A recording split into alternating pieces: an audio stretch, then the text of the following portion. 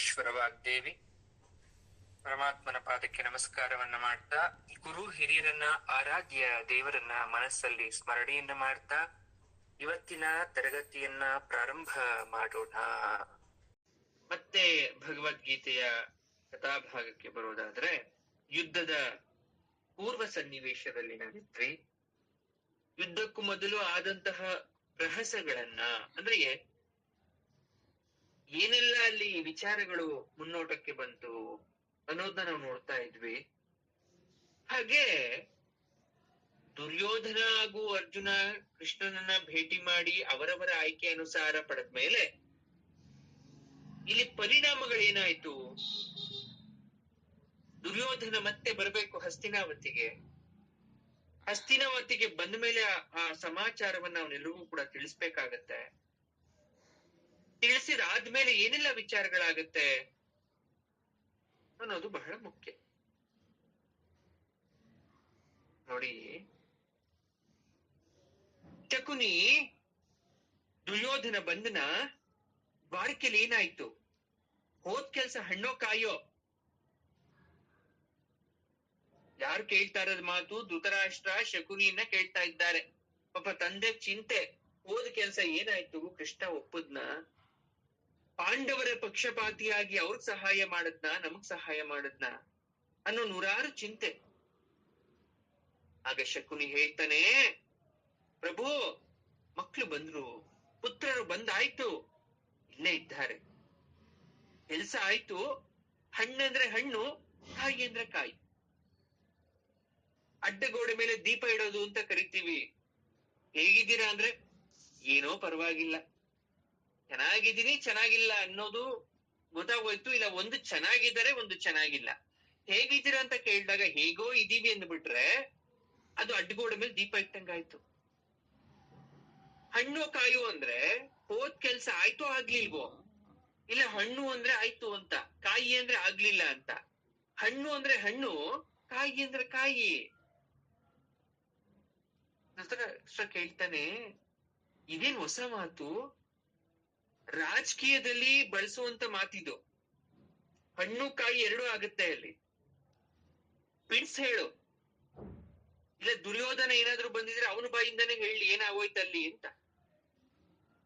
ದುರ್ಯೋಧನ ಬಂದಿದ್ದ, ಮಾತಾಡ್ತಾನೆ, ಅಪ್ಪಾಜಿ, ನಾನು ದ್ವಾರಕೆಗೆ ಸೇರಿ ಗೊಲ್ಲನ ಭೇಟಿಗೆ ಕುಳಿತಿದ್ದಾಗ ಅರ್ಜುನನು ಅಲ್ಲೇ ಇದ್ದ. ಅದೇ ಕೆಲಸಕ್ಕೆ ಅವನು ಕೂಡ ಬಂದಿದ್ದ.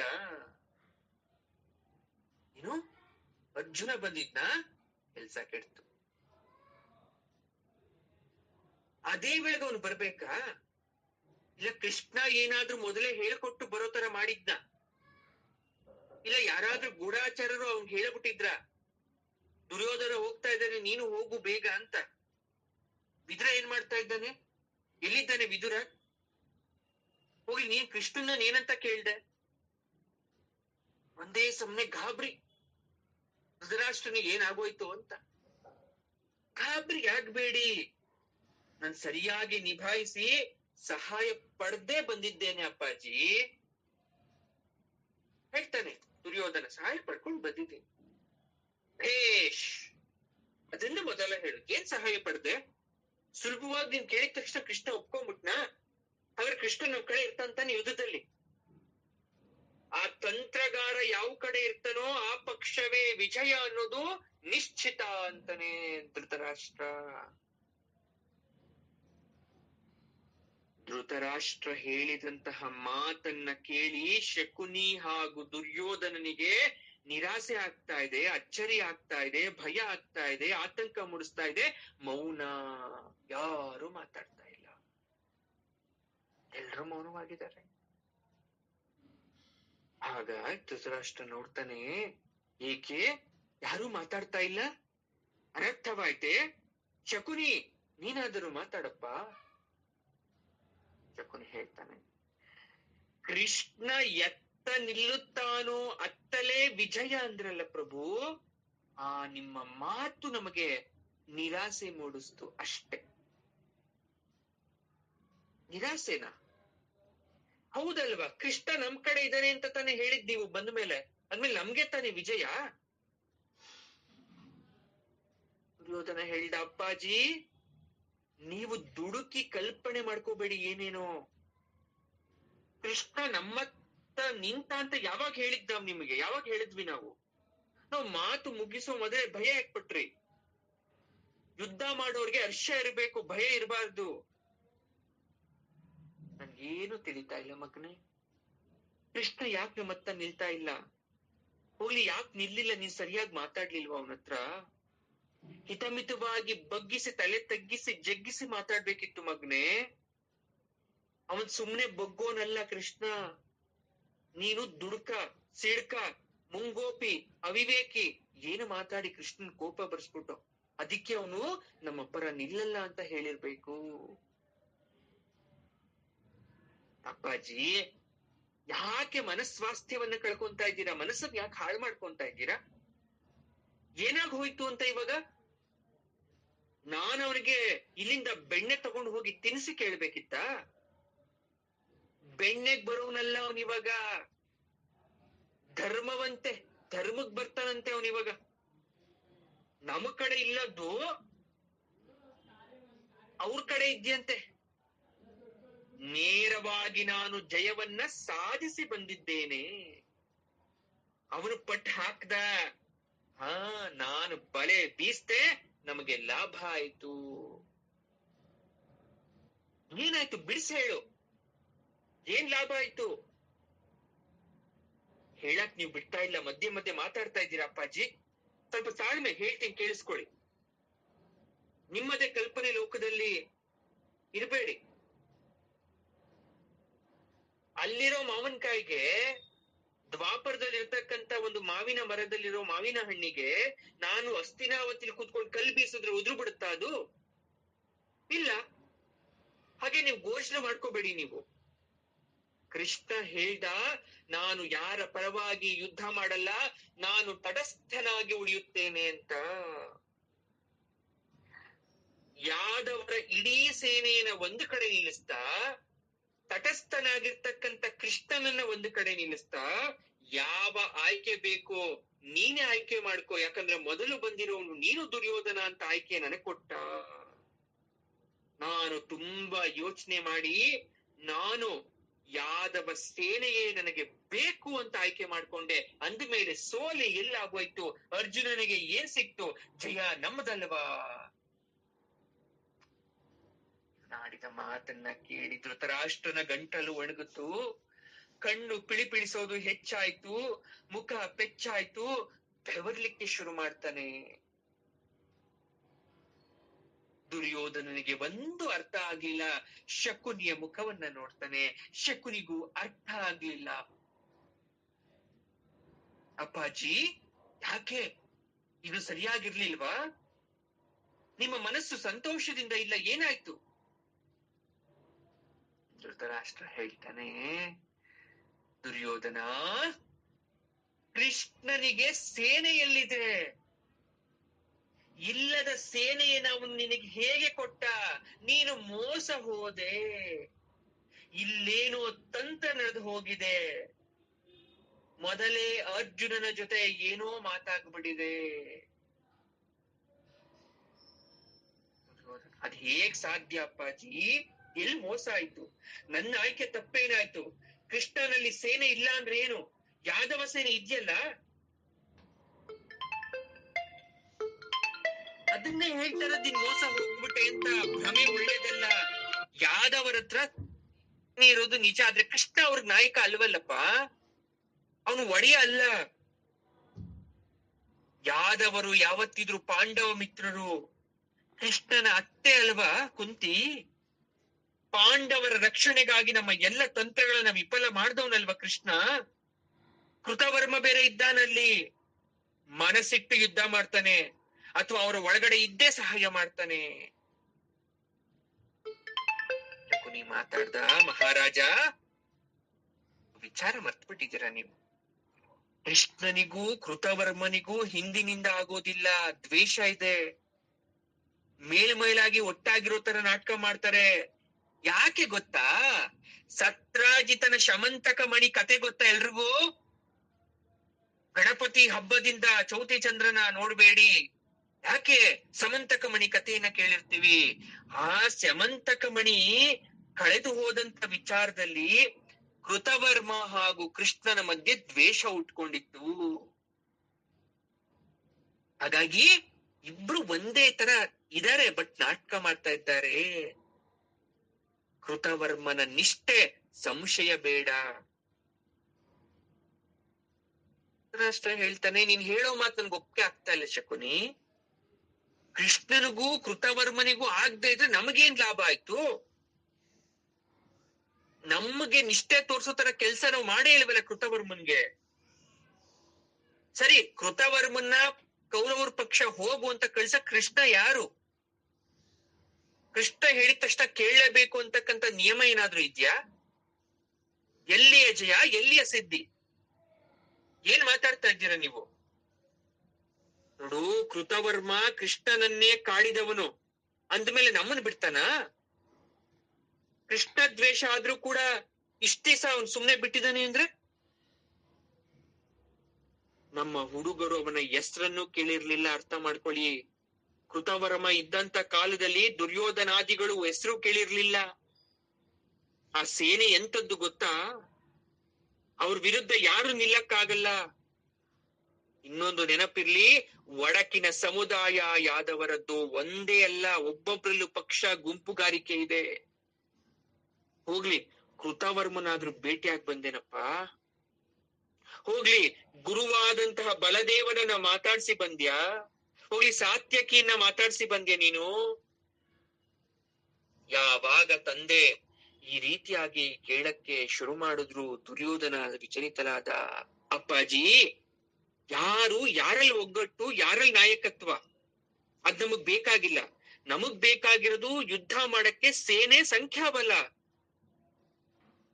ನಮ್ಮ ಕರ್ಣ ಒಬ್ಬನೇ ಸಾಕು, ಅರ್ಜುನನಿಗೆ ಸಮ. ನಾನೊಬ್ಬನೇ ಸಾಕು, ಭೀಮನ ಸಮಾನ. ಒಂದೇ ದಿನಕ್ಕೆ ಯುದ್ಧ ಮುಗಿದು ಹೋಗುತ್ತದೆ. ಧೃತರಾಷ್ಟ್ರನ ತಲೆ ಅಲ್ಲಾಡಿಸ್ತಾ ಕಣ್ಣಿನಿಂದ ನೀರು ಸುರಿಯಕ್ಕೆ ಪ್ರಾರಂಭ ಆಯ್ತು.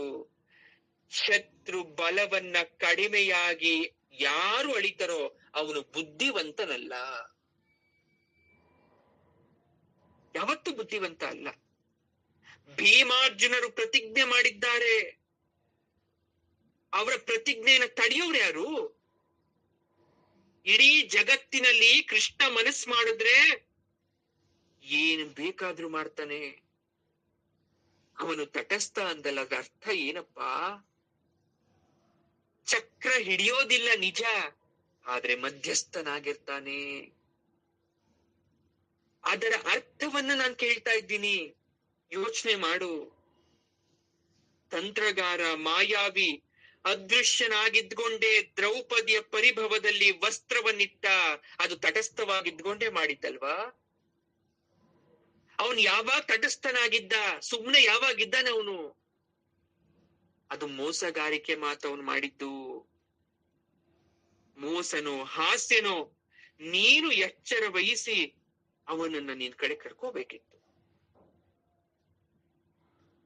ದುರ್ಯೋಧನ ಅವನಿಗೆ ಈ ಸೂಕ್ಷ್ಮಗಳ ಬಗ್ಗೆ ಯೋಚನೆ ಮಾಡೋಷ್ಟು ತಾಳ್ಮೆ ಇಲ್ಲ ಅವನಲ್ಲಿ. ಒಳ್ಳೆತನ ಅಂತೂ ಮೊದಲೇ ಇಲ್ಲ. ಅಪ್ಪಾಜಿ, ನಾನು ಮೊದಲೇ ಹೇಳಿದ್ದೀನಿ, ನನಗೆ ಶಾಂತಿಯನ್ನು ಉಪದೇಶಿಸ್ತಾ ಅವನು. ಅವರಿಗೆ ರಾಜ್ಯ ಕೊಡು ಅಂತ ಬಲವಾಗಿ ಪ್ರತಿಪಾದಿಸ್ತಾ. ಹಾಗಾಗಿ ನಾನು ಹೇಳಿದ್ದೆಲ್ಲ ಕೇಳ್ಬಿಡ್ತಿದ್ನ ಕೃಷ್ಣ. ಅವನು ಹೇಳಿದ್ನ ತಟಸ್ಥನಾಗಿರ್ತೀನಿ ಅಂತ. ನಾನು ಇನ್ನೆಲ್ಲ ಅವನ ನನ್ ಕಡೆ ಕರ್ಕೋಬೇಕಾಗಿತ್ತು, ನನ್ನ ಕಡೆ ಸ್ಥಳೀಯಕ್ಕೆ ಎಲ್ಲ ಅವಕಾಶ ಇತ್ತು ನನಗೆ.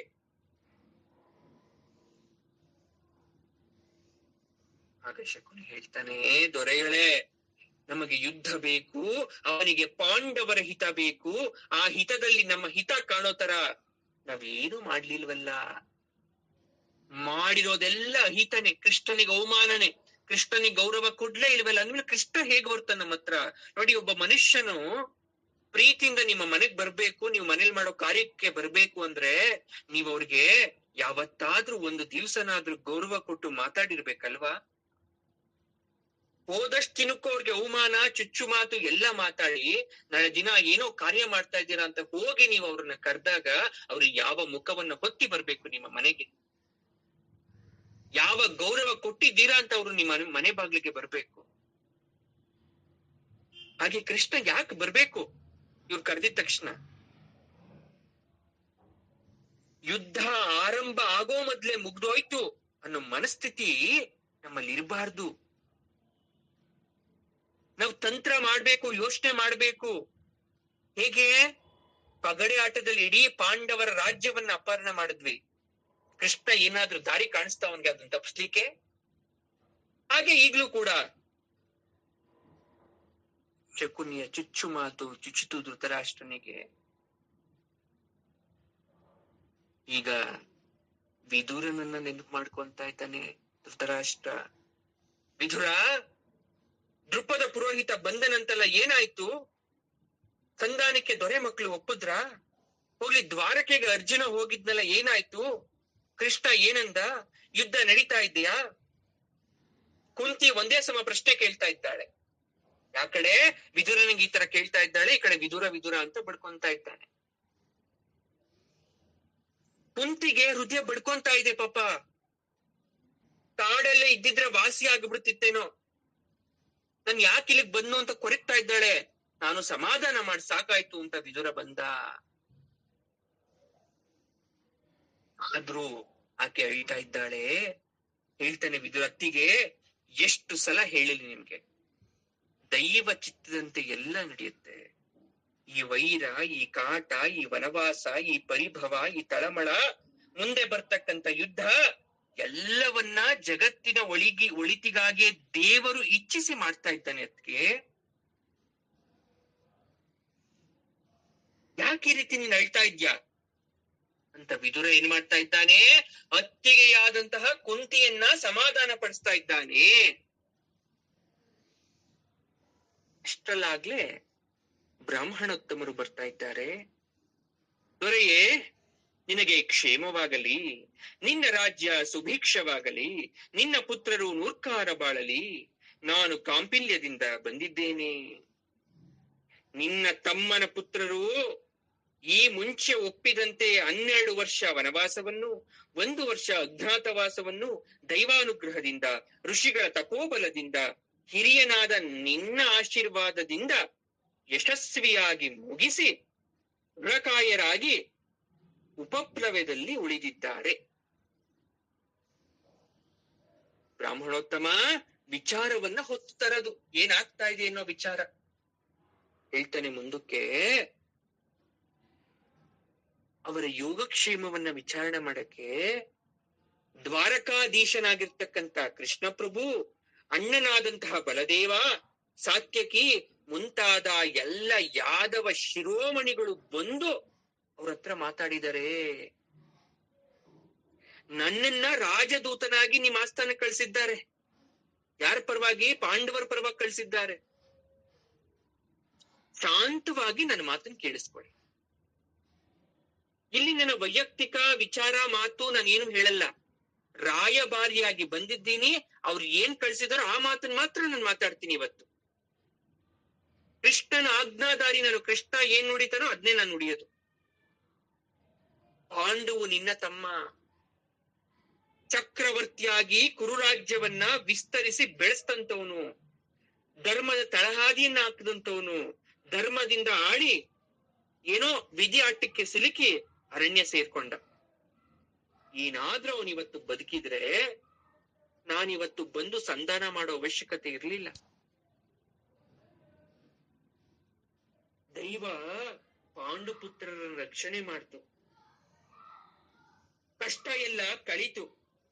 ಪಾಂಡು ಮಹಾರಾಜನ ಪುತ್ರನಿಗೆ ಭೀಷ್ಮ, ವಿದುರ, ಮಹಾಮಾತ್ಯ ಕುಲದ ಮುಖ್ಯಸ್ಥರೆಲ್ಲ ಸೇರ್ಕೊಂಡು ಇಂದ್ರಪ್ರಸ್ಥ ಭಾಗವನ್ನು ಅವ್ರಿಗೆ ಅಧಿಕಾರ ಮಾಡಕ್ ಕೊಟ್ರು, ಆಳಕ್ ಕೊಟ್ರು. ಆದ್ರೆ ದ್ಯೂತದಲ್ಲಿ ಪಣವಿಟ್ಟು ಸೋತು ಹೊರಗಡೆ ಹೋದ್ರು. ನಿನ್ನ ಸ್ವಂತ ತಮ್ಮನ ಮಕ್ಕಳು ಬೇರೆಯವರಲ್ಲ ಅವರು. ದೊರೆ, ನಿಮ್ಮ ಮಕ್ಕಳಂತೆ ಅವರನ್ನ ಕಾಣ್ಬೇಕಾಗಿರ್ತಕ್ಕಂಥದ್ದು ನ್ಯಾಯ ಧರ್ಮ. ಅಣ್ಣನ ಮಕ್ಳು ಬೇರೆ ಅಲ್ಲ, ತಮ್ಮನ ಮಕ್ಳು ಬೇರೆ ಅಲ್ಲ, ಅಕ್ಕನ ಮಕ್ಳು ಬೇರೆ ಅಲ್ಲ, ತಂಗಿ ಮಕ್ಳು ಬೇರೆ ಅಲ್ಲ. ಅದಕ್ಕೆ ಗಾದೆ ಹೇಳ್ತಾರೆ, ಅಕ್ಕನ ಹೊಟ್ಟೆಲ್ 6 ತಿಂಗಳು, ತಂಗಿ ಹೊಟ್ಟೆಲ್ 3 ತಿಂಗಳು. ಅವ್ರ ತಾಯಿ ಆದ್ಮೇಲೆ ಇವ್ರ ತಂದೆ. ಯಾವಾಗ ಈ ರೀತಿ ಮಾತನ್ನ ಹೇಳ್ಬಿಟ್ರೋ ಕರ್ಣ ಅಲ್ಲೇ ಇದ್ದ, ಕೋಪ ಬಂದ್ಬಿಡ್ತು, ಸಿಡಿದೆದ್ದ. ಅಯ್ಯ ಬ್ರಾಹ್ಮಣ, ನೀನು 3ನೆಯ ಮನುಷ್ಯ. ದ್ಯೂತದಲ್ಲಿ ಆದ ಒಪ್ಪಂದದ ಬಗ್ಗೆ ನಿನಗೆ ಗೊತ್ತಿಲ್ಲ. ಅಲ್ಲಿ ಅಜ್ಞಾತವಾಸದಲ್ಲಿ ಪಾಂಡವರು ಅವಧಿಗೆ ಮುಂಚೆ ಕಾಣಿಸ್ಕೊಂಡ್ರೆ ಅಜ್ಞಾತವಾಸದ ವಿಧಿ ಮುಗಿದು ಮತ್ತೆ ಅವ್ರು ಮೊದ್ಲಿಂದ ಬರ್ಬೇಕಾಗಿತ್ತು. ಗೋಗ್ರಹಣ ಕಾಲದಲ್ಲಿ ವಿರಾಟ ನಗರದಲ್ಲಿ ಅರ್ಜುನ ನಮಗ್ ಕಾಣಿಸ್ಕೊಂಡ, ಹಾಗೆ ಮತ್ತೆ ವನವಾಸಕ್ಕೆ ಹೋಗ್ಲಿ.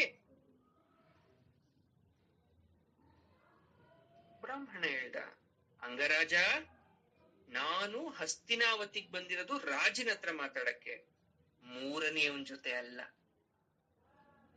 ಇದು ಮಾತು ಆಡೋದು ಅಂದ್ರೆ. ಇವನು ಹೇಗೆ 3ನೆಯವನು ಅನ್ನೋ ಬ್ರಾಹ್ಮಣ ಹೇಳ್ದ, ನಾನು ಬಂದಿರೋದು ರಾಜನ ಹತ್ರ ಮಾತಾಡಕ್ಕೆ, 3ನೆಯವನ್ ಜೊತೆ ಎಲ್ಲ ಸುಮ್ ಕೂತ್ಕೋ ಅಂತ ಅಲ್ಲಿಗೆ. ನಾನ್ ರಾಯಭಾರಿಯಾಗಿ ನನ್ನ ಮಾತು ನನ್ನಿಷ್ಟ, ನಾನು ಏನ್ ಬೇಕಾದ್ರೂ ಮಾತಾಡ್ತೀನಿ. ನನ್ಗೊಂದು ಮರ್ಯಾದೆ ಇದೆ, ರಾಜ ಗಾಂಭೀರ್ಯ ಇದೆ, ಶಾಂತವಾಗಿ ಕೇಳಿಸ್ಕೋಬೇಕು, ಆಧಾರ ನ್ಯಾಯ ಎಲ್ಲ ಆಮೇಲೆ ನಿಮ್ಮಿಷ್ಟ ಅದು. ಕರ್ಣನಿಗೆ ಅವಮಾನ ಆಗೋಯ್ತು, ಉರಿಯುತ್ತ ಮೇಕೆದ್ದ. ಆಗ ದುರ್ಯೋಧನ ಅವನ ಬಾಯನ್ನ ಮುಚ್ಚಿ ಕೆಳಗಡೆ ಕೂರಿಸ್ತಾನೆ. ಆದ್ರೆ ಧೃತರಾಷ್ಟ್ರ ಹೇಳ್ತಾನೆ, ಅಂಗರಾಜ ಮಧ್ಯ ಮಾತಾಡ್ಬೇಡ, ರಾಯಭಾರಿ ಅಧಿಕ ಪ್ರಸಂಗತನ ಮಾಡ್ತಾ ಇದ್ದೀನಿ ಅವ್ರ ಮುಂದೆ. ಆಮೇಲೆ ನಮ್ಮ ಉತ್ತರ ಹೇಳೋಣ, ಹಿರಿಯರಿದ್ದಾರೆ, ಕೂತ್ಕೋ ನೀನು ಅಂತ ಅಂದ. ಬ್ರಾಹ್ಮಣ ಮಾತನ್ನ ಮುಂದುವರ್ಸಿ ಹೇಳ್ದ, ದೊರೆ ಅದಿರ್ಲಿ, ನಿನ್ನ ಮಕ್ಕಳು ರಾಜ್ಯ ಭೋಗ ಅನುಭವಿಸ್ತಾ ಇದ್ದಾರೆ, ಹಾಗಾದ್ರೆ ನಿನ್ ತಮ್ಮನ ಮಕ್ಳಿಗೆ ಆ ಭಾಗ್ಯ ಬೇಡವಾ? ಪಾಲ್ತನ ಬೇಡವಾ? ಆಸ್ತಿಲಿ ಅಣ್ಣನ ಮಕ್ಳು ಕೊಟ್ಟು ಪಾಲ್ ತಮ್ಮನ ಮಕ್ಳಿಗೆ ಬೇಡವಾ? ಅದು ನ್ಯಾಯಸಮ್ಮತ ಅಲ್ವಾ? ನೀವಿಬ್ರು ಒಂದೇ ವಂಶದಿಂದ ಬಂದಿರ್ತಕ್ಕಂಥವ್ರು, ಸ್ವಂತ ಅಣ್ಣ ತಮ್ಮಂದಿರು. ಸಂಪೂರ್ಣವಾದ ಆಸ್ತಿ ಪಾಲು ಅಣ್ಣನ ಮಕ್ಳಿಗೆ ಹೋಗೋದಾದ್ರೆ ತಮ್ಮನ ಮಕ್ಳು ಏನ್ ಮಾಡ್ಬೇಕು? ಪಾಂಡಪುತ್ರ ತಪ್ಪೇನ್ ಮಾಡಿದ್ರು? ಜೂಜನ್ ಮಾತು ಬಿಟ್ಬಿಡಿ, ಇವಾಗ ಬೇಡ ಮಾತು. ಯಾಕೆ? ಅವ್ರ ಕೈಲಿ ಏನು ಆಗಲ್ಲ ಅಂತನಾ? ನೀವು ಕೊಟ್ಟಿರೋ ಕಷ್ಟ ಎಲ್ಲ ಸಹಿಸ್ಕೊಂಡ್ರಲ್ಲ, ಅವ್ರ ಕೈಲಿ ಏನು ಆಗಲ್ಲ ಅಂತನಾ? ಯೋಗ್ಯತೆ ಇಲ್ಲ ಅಂತನಾ? ಈ ಮಾತಾಡಿದ ತಕ್ಷಣ ಭೀಷ್ಮ ದ್ರೋಣಕ್ಕೊಬ್ಬರು, ವಾಹ್ ಭೇಷ್, ಸರಿಯಾದ ಮಾತು ಅಂದ್ರು. ಬ್ರಾಹ್ಮಣಿಗೆ ಸಂತೋಷ ಆಯ್ತು. ಕರ್ಣ, ದುರ್ಯೋಧನ, ಶಕುನಿಗೆ ಒಳಗಡೆ ಕುದಿ ಸ್ಟಾರ್ಟ್ ಆಗೋಯ್ತು. ಆದ್ರೂ ಸಮಾಧಾನವಾಗಿ ಕೇಳಬೇಕು, ವಿಧಿ ಇಲ್ಲ. ಬ್ರಾಹ್ಮಣ ಮಾತು ಮುಂದುವರ್ಸಿ ಹೇಳ್ತಾನೆ, ದೊರೆ ಇಲ್ಲಿ ತಿಳಿದವರಿದ್ದಾರೆ, ಧರ್ಮ ಸೂಕ್ಷ್ಮ ಅರಿಯದವರು ಇದ್ದಾರೆ.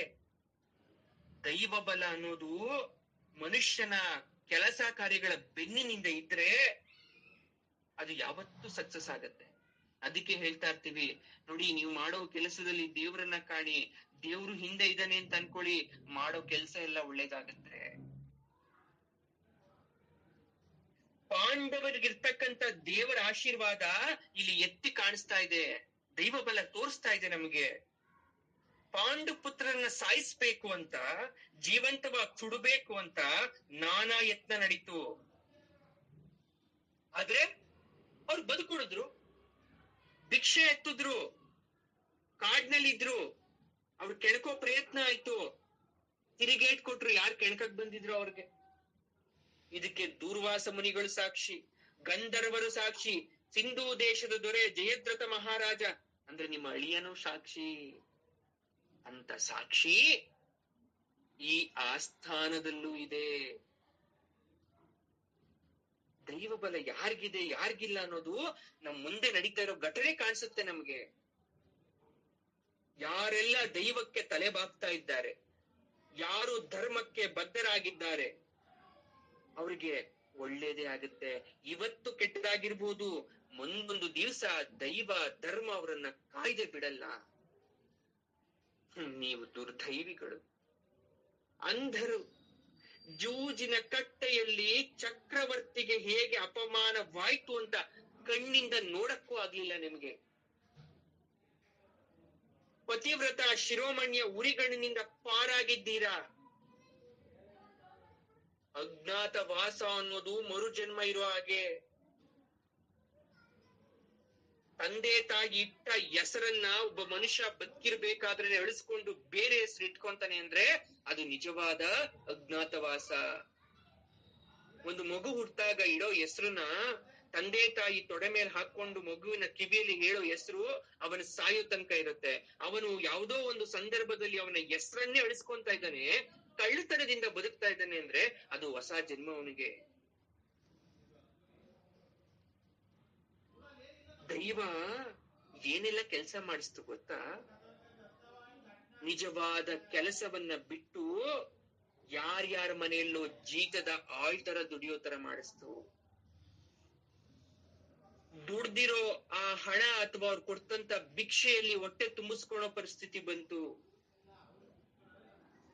ನಾನಾ ಪರಿಭವ ಭೋಗಪ್ರಿಯರು ತಿಂದು ಉಂಡಂತವ್ರು ಭಿಕ್ಷೆ ಎತ್ತೋ ತರ ಹೋಯ್ತಲ್ಲ. ಇವತ್ತು ಅರಸ, ನಾಳೆ ಭಿಕ್ಷುಕ. ಅದಕ್ಕೆ ಉದಾಹರಣೆ ನಳಮಹಾರಾಜ. ಗೊತ್ತಲ್ವ ನಳಮಹಾರಾಜನ ಚರಿತ್ರೆ ನಿಮ್ಗೆ? ಅವನು ನಿಮ್ಮ ಚಂದ್ರವಂಶದ ದೊರೆ. ಹಾಗೆ ಇವತ್ ಯಾರೆಲ್ಲ ದೊರೆ ಅಂತ ಅನ್ಕೊಂಡಿದ್ದಾರೋ ನಾಳೆ ಭಿಕ್ಷುಕರಾಗ್ಬೋದು. ಶ್ರೀರಾಮನನ್ನ ಕಾಡಿಗೆ ಅಟ್ಟಿದಂತಹ ಮಂತ್ರೆ ಕೈಕೇಯಿಯರು ಆ ಚಂದ್ರಾರ್ಕವಾಗಿ ನಿಂಗ್ಯರಾದ್ರು. ಅಂದ್ರೆ ಸೂರ್ಯ ಚಂದ್ರ ಇರೋ ತನಕ ಲೋಕ ಅವರನ್ನ ಶಪಿಸುತ್ತೆ, ಅವ್ರನ್ನ ಪಾತಕಿಗಳು ಅಂತ ಕರೆಯುತ್ತೆ. ಆ ರಾಮಾಯಣದ ಕಥೆ ನಾನು ಜಾಸ್ತಿ ಹೇಳ್ಬೇಕಾಗಿಲ್ಲ ನಿಮ್ ಮುಂದೆ. ನಿಮ್ ಕಡೆ ಈಗಾಗ್ಲೇ ಅಂದಾಜು 11 ಅಕ್ಷೋಹಿಣಿ ಸೇನೆ ಸೇರಿದೆ ಅಂತಕ್ಕಂಥ ಸುದ್ದಿ ಬಂದಿದೆ ನಮಗೆ. ಆದ್ರೆ ದೊರೆ ಒಂದು ಅರ್ಥ ಮಾಡ್ಕೊಳ್ಳಿ, ಸೇನಾ ಬಲಕ್ಕಿಂತ ಧರ್ಮದ ಬಲ ಹೆಚ್ಚು. ಹಣಕ್ಕಿಂತ ಮನುಷ್ಯನ ಸ್ವಾಭಿಮಾನ, ಗುಣ, ದೈವ ಬಲ ಹೆಚ್ಚು. ಪಾಂಡು ಪುತ್ರರಿಗೂ ಕೂಡ ಅಷ್ಟೇ ಸೇನೆ ಕೂಡ್ತಾ ಇದೆ.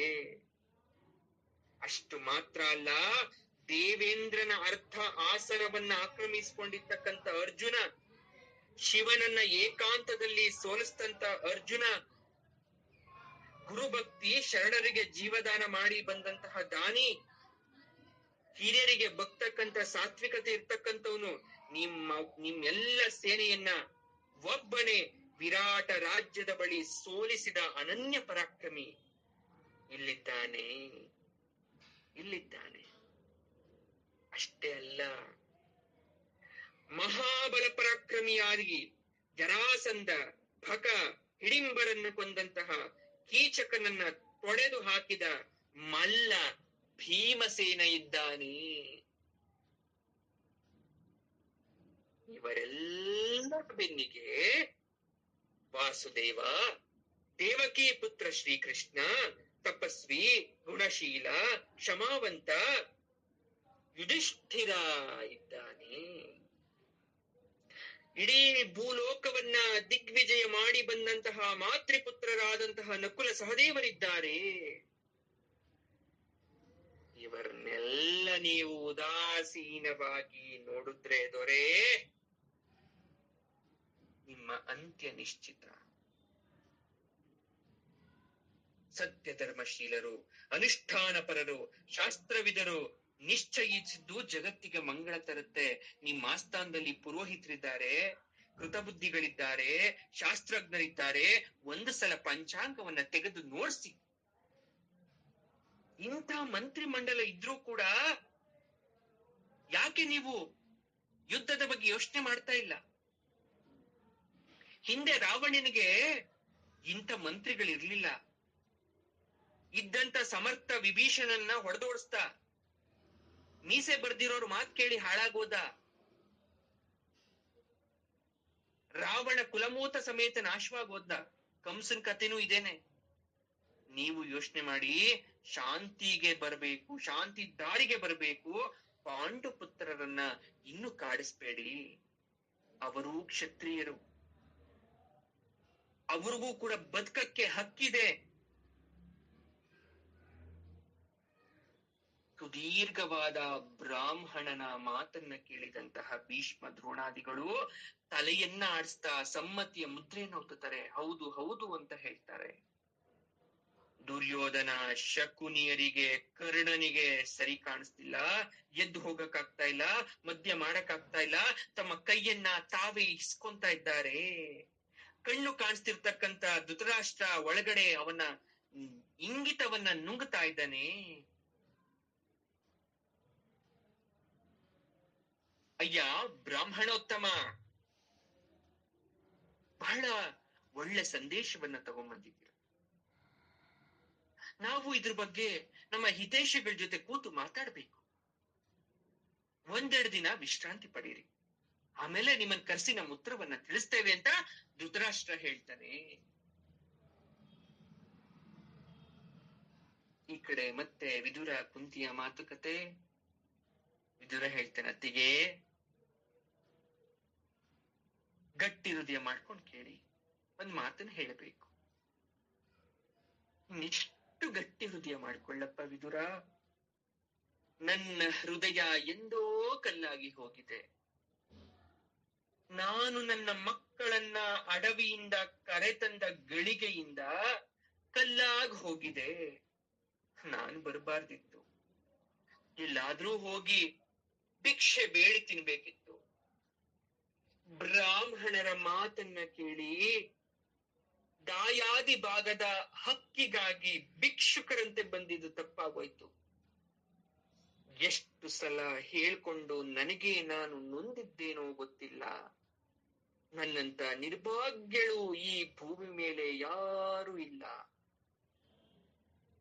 ಮುಂದೇನಾಯ್ತಪ್ಪ? ಅರ್ಜುನ ದ್ವಾರಕೆಯಿಂದ ಬನ್ನ, ಎಲ್ಲ ವಿವರಿಸಿ ಹೇಳುವ ವಿದುರ. ಈ ಕಡೆ ಮತ್ತೆ ಧೃತರಾಷ್ಟ್ರ ಮಾತಾಡ್ತಾನೆ, ಬ್ರಾಹ್ಮಣೋತ್ತಮರೇ, ನಮ್ಮ ಬಿಡಾರದ ಏರ್ಪಾಟು ಸರಿ ಆಯ್ತಾ? ಲೋಪವಾಗ್ಲಿಲ್ವಾ? ಎಲ್ಲೂ ಮಲ್ಕೊಂಡ್ಬಿಟ್ರಾ? ಕಪ್ಪಟದಲ್ಲಿ ಧೃತರಾಷ್ಟ್ರ ರಾಯಭಾರಿ ಯೋಗಕ್ಷೇಮ ವಿಚಾರಿಸಕ್ಕೆ ಬರ್ತಾನೆ. ರಾಜನ್, ರಾಯಭಾರಿಗೆ ಸರಿಯಾಗಿ ಆಸನ ಆಯ್ತಾ, ಸರಿಯಾಗಿ ಊಟ ಆಯ್ತಾ, ಸರಿಯಾಗಿ ನಿದ್ದೆ ಆಯ್ತಾ, ಅದು ಮುಖ್ಯ ಅಲ್ಲ. ನಾನು ಬಂದಂತಹ ಕಾರ್ಯ ಯಶಸ್ವಿ ಆಯ್ತಾ ಅನ್ನೋದೊಂದೇ ಮುಖ್ಯ. ನಾನ್ ರಾಯಭಾರ ಮಾಡ್ತಾ ಇರೋದು ಇವತ್ತು ಮೊದ್ಲಲ್ಲ. ಇಂಥ ಎಷ್ಟೋ ಉಪಚಾರವನ್ನ ನೋಡ್ಬಿಟ್ಟಿದ್ದೀನಿ. ನಮ್ಮ ಕಡೆ ರಾಯಭಾರಿಗಳ ಅನುಭವ ಹೇಗಿದ್ಯೋ ನನಗ್ ಗೊತ್ತಿಲ್ಲ. ಯಾರ ಕಡೆಯಿಂದ ನಿಮ್ ಕಡೆಯಿಂದ ಕಳ್ಸಿರ್ತಕ್ಕಂಥ ವ್ಯಕ್ತಿ ಬಗ್ಗೆ ನನಗ್ ಗೊತ್ತಿಲ್ಲ. ನಾನು ಇಲ್ಲಿಂದ ಹೋಗ್ಬೇಕಾದ್ರೆ ನಿರ್ಣಯವನ್ನ ತಗೊಂಡು ಹೋಗಕ್ಕೆ ಬಂದಿದ್ದೀನಿ, ಹೋಗ್ತೀನಿ. ಇವ್ನ್ ಹೆಂಗ್ ಮಾತಾಡ್ಬೇಕು ಅಂತ ಗೊತ್ತಾಗ್ಲಿಲ್ಲ ಪಾಪ ಧೃತರಾಷ್ಟ್ರನಿಗೆ. ಎಲ್ಲಿಂದ ಶುರು ಮಾಡ್ಬೇಕು ಅಂತ ಗೊತ್ತಾಗ್ಲಿಲ್ಲ. ಕೆಮ್ಮುದ ಪಿಳಿಪಿಳಿಸ್ತಾನೆ ಕಣ್ಣನ್ನ, ಎಲ್ಲೆಲ್ಲೋ ಕುರುಡು ದೃಷ್ಟಿಯನ್ನ ಹಾಯಿಸ್ತಾನೆ. ಆ ಕಡೆ ಈ ಕಡೆ, ಈ ಕಡೆ ಆ ಕಡೆ ತಲೆಯನ್ನ ತಿರುಗಿಸ್ತಾ ಇದ್ದಾನೆ. ಅವನ ಕ್ರೂರ ನಿರ್ಧಾರ ಮುಖದಲ್ಲಿ ಕಾಣಿಸ್ತಾ ಇದೆ, ಗಂಟ್ಲಿಂದ ಮಾತು ಹೊರಗಡೆ ಬರ್ತಾ ಇಲ್ಲ. ಆದ್ರೂ ಮಾತನ್ನ ಶುರು ಮಾಡ್ದ, ಬ್ರಾಹ್ಮಣ ಶ್ರೇಷ್ಠರೇ, ನೀವ್ ಹೇಳಿದ್ದೆಲ್ಲ ಸೂಕ್ತವಾಗಿದೆ, ಆದ್ರೆ ತೊಡಕಿದೆ, ಅದರಲ್ಲೂ ಕಷ್ಟ ಇದೆ. ಮೊದಲು ನನ್ನ ಆಶೀರ್ವಾದವನ್ನ ಪಾಂಡು ಪುತ್ರರಿಗೆ ತಿಳಿಸ್ಬಿಡಿ. ನಿಮ್ಮ ದೊಡ್ಡಪ್ಪನವರು ಆಶೀರ್ವಾದ ಮಾಡಿದ್ದಾರೆ ಅಂತ ಹೇಳಿ. ಮಕ್ಕಳಿರ, ದೈವ ಬಲದಿಂದ ಉಳಿದು ಬಂದಿರಿ, ಕಷ್ಟಗಳಿಂದ ಪಾರಾದಿರಿ. ನಿಮ್ಮ ಸಜ್ಜನಿಕೆಯನ್ನ ಎಲ್ಲ ಲೋಕ ಕೊಂಡಾಡ್ತಾ ಇದೆ. ನನ್ ಗೊತ್ತಿಲ್ವಾ ಅದ್ರ ಬಗ್ಗೆ? ನೀವು ಕಷ್ಟ ಸಹಿಷ್ಣುಗಳನ್ನು ತೋರಿಸಿದ್ದೀರಾ. ಎಷ್ಟೇ ಕಷ್ಟ ಬಂದ್ರು ಸಹಿಸ್ಕೊಂತೀನಿ ಅಂತ ತೋರಿಸಿದೀರಾ. ಇದೇ ಸಾಮಾನ್ಯ ಸಾಧನೆನಾ? ನನ್ನ ಮಕ್ಕಳು ನಿಮ್ಗೆ ರಾಜ್ಯ ಬಿಟ್ಕೊಡ್ಲಿಲ್ಲ ಅಂತಕ್ಕಂಥದ್ದು ನಿಜ, ಅದ್ರಲ್ಲಿ ಎರಡು ಮಾತಿಲ್ಲ. ಆದ್ರೆ ಅವ್ರು ನನ್ನ ಮಾತು ಕೇಳಲಿಲ್ಲ. ನಾನು ಹೇಳಿ ನೋಡ್ದೆ, ಕೊಟ್ಬಿಡ್ರಪ್ಪ ಅಂತ ಅವ್ರು ನನ್ನ ಮಾತು ಕೇಳ್ತಾ ಇಲ್ಲ. ಪಾಂಡು ಪುತ್ರರು ತಾಯಿ ಕುಂತಿ ಜೊತೆಲಿ ಬಂದ್ಬೇಕಾದ್ರೆ ಆಶ್ರಯ ಕೊಟ್ಟೆ, ಅರಮನೆಯಲ್ಲಿ ಇಟ್ಕೊಂಡೆ, ಧನುರ್ವಿದ್ಯೆಗಳನ್ನ ಶಸ್ತ್ರಗಳನ್ನ ಕಳಿಸ್ದೆ, ಊಟ ಕೊಟ್ಟೆ, ಬಟ್ಟೆ ಕೊಟ್ಟೆ. ಆಗ ನೀನು ಭೇದ ಭಾವ ಮಾಡ್ದೆ, ಮಕ್ಕಳು ತಮ್ಮನ್ ಮಕ್ಕಳು ಅಂತ ತಮ್ಮನ್ ಮಕ್ಕಳನ್ನೇ ಚೆನ್ನಾಗಿ ನೋಡ್ಕೊಂಡಿದ್ಯಾ ನೀನು. ಅದಕ್ಕೆ ಭೀಷ್ಮ, ದ್ರೋಣ, ವಿದುರ ಸಾಕ್ಷಿ. ಆದ್ರೆ ನಿಮ್ಮ ಮಧ್ಯೆ, ನನ್ನ ಮಕ್ಕಳ ಮಧ್ಯೆ ವೈರತ್ವ ಬೆಳೀತು, ಅದಕ್ಕೆ ನಾನು ಕಾರಣ ಅಲ್ಲ ಕಣ್ರಪ್ಪ. ನಾನು ಯಾವತ್ತೂ ಹೇಳ್ಕೊಡ್ಲಿಲ್ಲ ನನ್ನ ಮಕ್ಕಳಿಗೆ ಅವ್ರನ್ನ ದ್ವೇಷ ಮಾಡಿ ಅಂತ. ಯಾಕೆ? ಯುಧಿಷ್ಠರನಿಗೆ ನಾನು ಸರ್ವ ರಾಜ್ಯಾಭಿಷೇಕ ಮಾಡ್ಲಿಲ್ವಾ? ಅದಕ್ಕೆ ನನ್ನ ಮಕ್ಕಳು ಕೇಳ್ತಾ ಇದ್ದಾರೆ, ಆಗ ನಿನ್ಗೆ ವಯಸ್ಸೇ ಆಗಿರ್ಲಿಲ್ಲ, ಯಾಕೆ ನೀನು ಅವನಿಗೆ ಪಟ್ಟಾಭಿಷೇಕ ಮಾಡ್ದೆ? ನಿನ್ ಮಕ್ಳು ಬದುಕಿದ್ರು, ತಮ್ಮನ ಮಕ್ಳಿಗೆ ಯಾಕೆ ಅಧಿಕಾರ ಪಟ್ಟವನ್ನ ಕೊಟ್ಟೆ ಅಂತ ನನ್ನ ಮಕ್ಕಳು ನನಗೆ ಬೈದ್ರು. ಹೌದು, ನಿಮ್ ತಂದೆ ಪಾಂಡು ರಾಜ್ಯ ಆಳಿದ್ ಸರಿ, ಕಾಡ್ಗ್ ಹೋಗಿ ಅಕಾಲ ಮರಣ ಹೊಂದ್ನಲ್ಲ, ಅದಕ್ಕೆ ನಾನ್ ಕಾರಣ ಆಗ್ಲಿಲ್ಲ. ಅಲ್ಲಿಗೆ ಪಾಂಡು ಕಾಲ ಮುಗಿದೋಯ್ತು. ಅವನಿನ್ನು ರಾಜ್ಯಕ್ಕೆ ಬರೋಂಗಿಲ್ಲ, ಅವನ್ ಮಕ್ಳು ಬರೋಂಗಿಲ್ಲ. ಅದಕ್ಕೆ ಭೀಷ್ಮ ನನ್ನನ್ನ ಸಿಂಹಾಸನಲ್ಲಿ ಕೂರಿಸ್ತಾ, ನನ್ನ ಅಧಿಕಾರ ಮುಗಿತಾ ಇದೆ ಅಂದ್ಮೇಲೆ ನನ್ನ ಮಕ್ಳಿಗೆ ಬರ್ಬೇಕು ತಾನೇ ಅಧಿಕಾರ. ಇಲ್ಲಿಂದಲೋ ಬಂದು ಪಾಂಡವರಿಗೆ ನಾನು ಏನ್ ಹೇಳಿ? ನನ್ನ ನಿಸ್ಸಹಾಯಕ.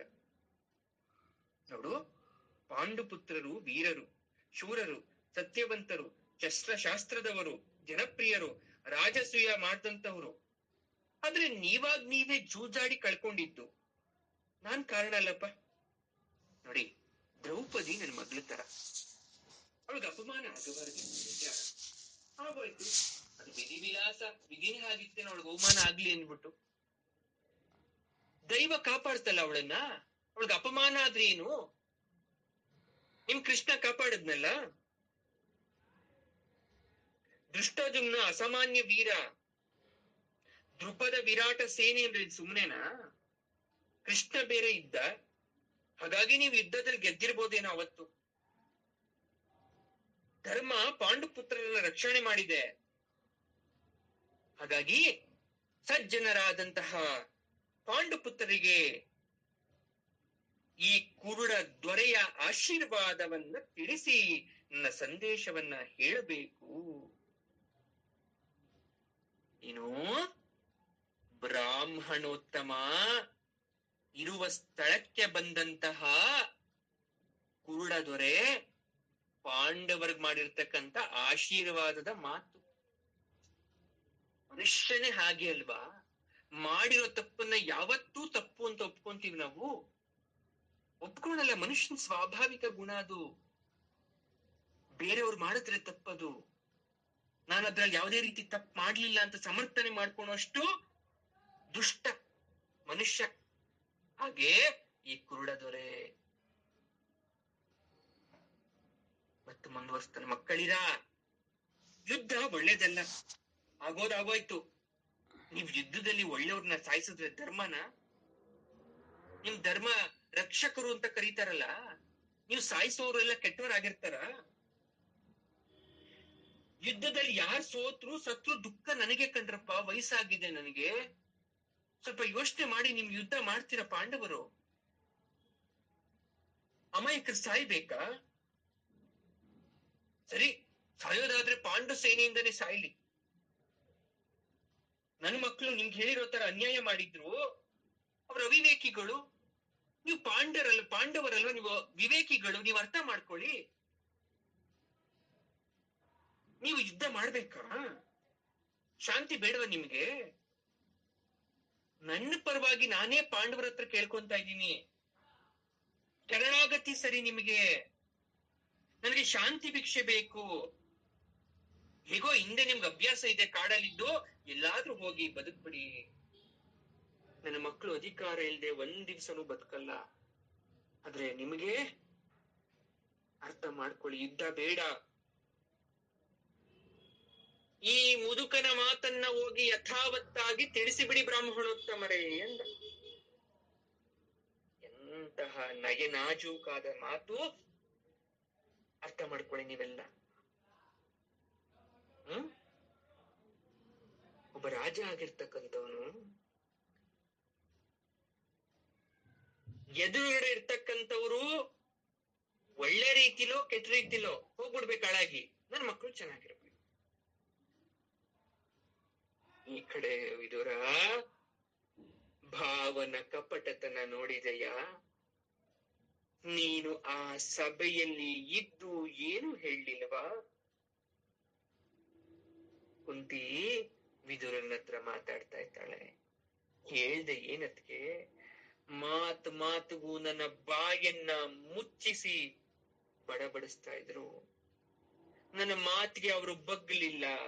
ಯುದ್ಧವೇ ಆಗ್ಲಿ ಬಿಡು, ಧರ್ಮಕ್ಕೆ ಜಯ ಆಗುತ್ತೆ. ದೈವ ನಿಯೋಗದಲ್ಲಿ ನಿನ್ನ ಮಕ್ಕಳು ಹುಟ್ಟಿದ್ದೇ ಸತ್ಯ ಆದ್ರೆ, ದೇವರ ಆಶೀರ್ವಾದದಿಂದ ನಿನ್ನ ಮಕ್ಕಳು ಹುಟ್ಟಿರೋದು ಸತ್ಯ ಆದ್ರೆ ಕಾಪಾಡ್ತಾರೆ, ದೇವರೇ ಕಾಪಾಡ್ತಾರೆ ನಿನ್ನ ಮಕ್ಕಳನ್ನ. ನಾನು ಮಾತಾಡಕ್ ಹೋಗಿದ್ದಕ್ಕೆ ವಿಚಿತ್ರ ವೀರ್ಯರಾಯನ ಊರಸ ಸಂತಾನ ಅಂತೆಲ್ಲ ನನ್ನ ಅವಮಾನ ಮಾಡಿದ್ರು. ಭೀಷ್ಮ ಸುಮ್ನಿದ್ನ? ದ್ರೋಣ ಏನು ಮಾತಾಡ್ಲಿಲ್ವಾ? ಭೀಷ್ಮ ನಿನ್ನ ಸೊಸೆಗೆ ಅವಮಾನ ಆದಾಗ್ಲೂ ಕೂಡ ಅತ್ತೇ ಇದ್ದ, ಈಗ್ಲೂ ಅಷ್ಟೇ. ಕುಂತಿ ಅಳ್ತಾಳೆ, ಎದೆ ಎದೆ ಡಬಡಬಸ್ತಾಳೆ, ಗಪ್ಪನೆ ಕೆಳಗೆ ಬೀಳ್ತಾಳೆ. ವಿದುರನ ಪತ್ನಿ ಪಾರಶವಿ ಆಕೆನ ಎಬ್ಬರಿಸಿ ಕೂರಿಸ್ತಾಳೆ. ಹೋಗ್ಲಿ, ಅರ್ಜುನ ದ್ವಾರಕೆಗೆ ಹೋಗಿದ್ದೇನಾಯ್ತಪ್ಪ? ಕಾರ್ಯ ಸಫಲವಾಯ್ತಾ? ಸಫಲ ಅಂದ್ರೆ ಏನತ್ಗೆ?